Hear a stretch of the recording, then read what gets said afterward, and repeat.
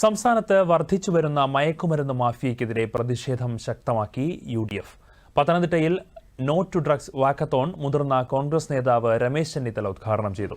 ലഹരിക്കെതിരായ പോരാട്ടത്തിൽ നമ്മൾ ഒരുമിച്ച് നിൽക്കണമെന്ന് രമേശ് ചെന്നിത്തല പറഞ്ഞു.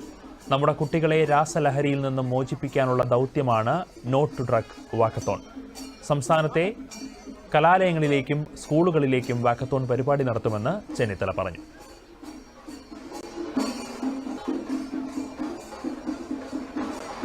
ലഹരി വിരുദ്ധ പ്രവർത്തനങ്ങളിൽ പങ്കാളിയായ നാടിനോടും ജനങ്ങളോടുമുള്ള എന്റെ കടമ നിറവേറ്റുമെന്നും ഞാൻ പ്രതിജ്ഞ ചെയ്യുന്നു.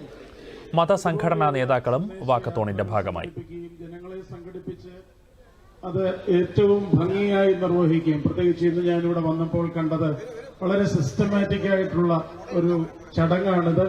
അദ്ദേഹത്തിന്റെ നേതൃത്വത്തിൽ നടക്കുന്ന ഈ ചടങ്ങിലൂടെ അനേകർക്ക് ഇതൊരു ഉത്തേജനം പ്രദാനം ചെയ്യും എന്ന് ഞാൻ പ്രതീക്ഷിക്കുന്നു.